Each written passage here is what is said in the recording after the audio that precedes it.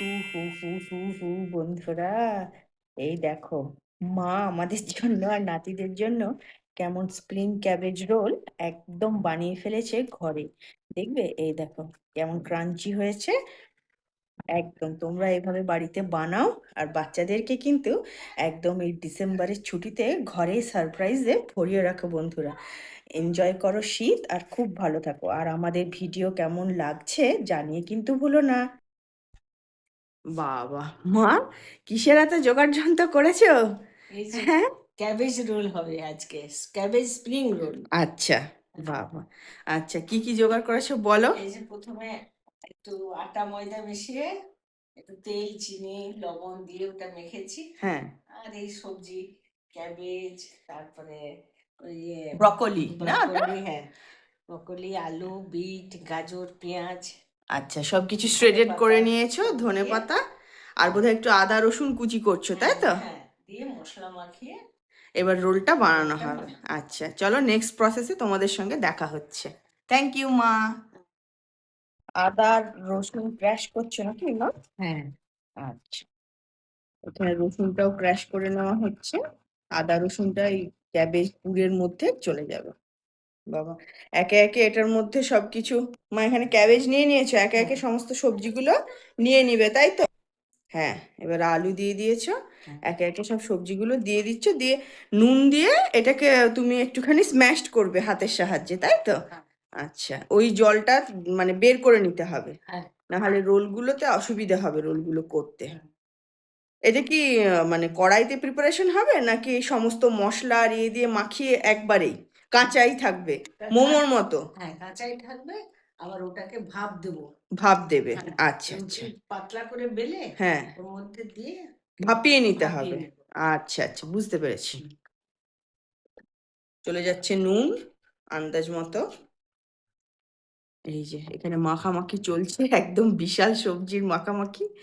দিদা শুধু নানা রকম আইডিয়া বের করে যে কি করে নাতিদেরকে সবজি খাওয়ানো যাবে। আসার পর থেকে অনেক ধরনের সবজি খেয়েছে ওর মায়ের নাতিরা, ইন আ হেলদি ওয়ে, কিন্তু একদম টেস্টি টেস্টি ভাবে। সেই জন্য নাতিরাও খুব খুশি হয়, সবজি কাটতে দেখলে এখন আর একদম ভয় পায় না, তাই তো মা? হ্যাঁ, বরঞ্চ জিজ্ঞেস করে, দিদা কি বানাচ্ছো? টাও চলে গেছে, একদম সেই মাখামাখি চলছে বন্ধুরা। এই যে মাখামাখি হয়ে গেছে, যাতে সবজির জলটা বেরিয়ে যায়, এরপরে ঢাকা দিয়ে মা রেখে দেবে। আর যা যা গুঁড়ো মশলা ইউজ করবে সেগুলো কিছুক্ষণ পরে দেবে, না হলে জলের সাথে বেরিয়ে যাবে। মা বেলে নিয়েছে, এখানে এরকম করে আমরা ডেলি করে নিয়েছি বন্ধুরা। এই যে এখানে করে নিয়েছে, রুটির মতো আকারে বেলে নিয়েছে।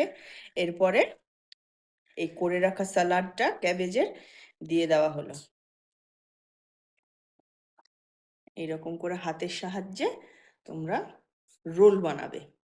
আবার একটা পার্ট নেবে, আবার একটা পার্ট নেবে, একদম ইজি। তোমরা বাচ্চাদেরকে টিফিনে, স্কুলের টিফিনে একদম হেলদি ওয়েতে লাঞ্চ বক্সেও ওদেরকে দিতে পারবে।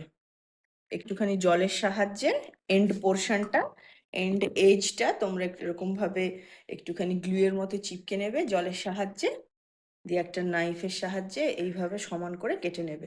কর্নারগুলো কেটে বাদ দিয়ে দিবে, তাহলে দেখতে একদম পারফেক্ট হবে রোলটা। এখানে জল গরম হয়ে গেছে বন্ধুরা, আর মা এরকম করে একদম ভাপতে দিয়ে দিয়েছে। এগুলোকে একটু এরকম ভাবে ভাপিয়ে নিলে কি হয়, একদম ছাঁকা তেলে কিন্তু ভাজতে হয় না, যেহেতু বাচ্চারা খাবে হেলদি ওয়েতে মা বানায়, তো সেই কারণে প্রিপারেশনটাকে এইভাবে রোলটাকে একটুখানি ভাপিয়ে নেয় জলের সাহায্যে। নিয়েছে, এবারে একটা চিমটে বা হাতের সাহায্যে তোমাদের যেটা খুশি এরকম ভাবে একে একে অন্য জায়গায় এভাবে ট্রান্সফার করে রেখে দেবে।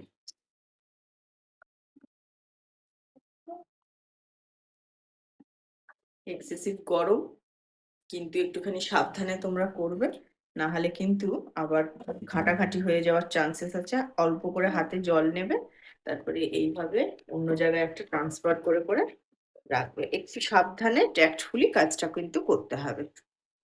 এইভাবে একটুখানি তোমরা অয়েল ব্রাশ করে নেবে পাত্রটার মধ্যে, তারপর একে একে ওই ক্যাবেজ রোলগুলো দিয়ে দিতে থাকবে।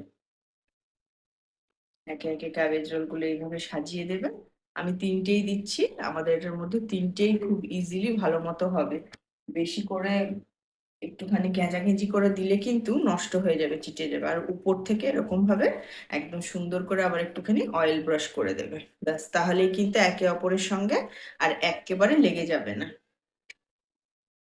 ঢাকা দিয়ে দেব 15 মিনিটসের জন্য। এটা এটা মিশ্রণ। গোলনা মিশ্রণ মা বানিয়েছে, ব্যাটার। হ্যাঁ, এর মধ্যে কি কি দিয়েছো মা? ময়দা হুম, আর কর্নফ্লাওয়ার। কর্নফ্লাওয়ার হ্যাঁ, আর ধনেপাতা, চিলি ফ্লেক্স, লবণ আচ্ছা। আর আর একটু এখানে যে তেল। এটা সাদা তিল, হ্যাঁ, এইটা দিয়ে ওই ক্যাবেজ রোল গুলো এর মধ্যে ডিপ করে করে শ্যালো ফ্রাই করবে। একদম অসম হবে, তাই তো? Thank you. এরকম করে নাইফের সাহায্যে একটা একটা তোমরা মাঝখান থেকে একটা একটা করে কাট করে নেবে, তাহলে ওইটার মধ্যে ডিপ করতেও সুবিধা হবে আর দেখতেও সুন্দর হবে। একদম এইভাবে ধরবে আর মাঝখানে কাট করে নেবে। যেহেতু সিদ্ধ হয়ে গেছে, সবজিও সিদ্ধ হয়ে গেছে, কাট করতে তোমাদের কিন্তু কোনো অসুবিধা হবে না।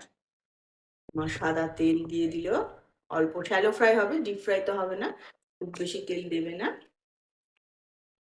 এইভাবে ডিপ করে নিয়ে সুন্দর করে চামচের সাহায্যে একদম এইরকম তেলের মধ্যে ছেড়ে দেবে।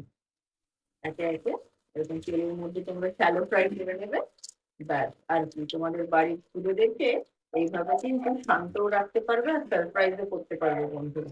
ট্রাই করো আর জানিও যে কেমন লাগছে কমেন্ট সেকশনে।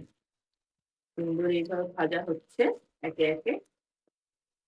5 মিনিটের মধ্যে এই ভাজাটা কিন্তু কমপ্লিট হয়ে যাবে। দেখে নিচ্ছি একদম 5 মিনিট। খুব সুন্দর করে ভাজা হয়ে গেছে ওই পিঠটা।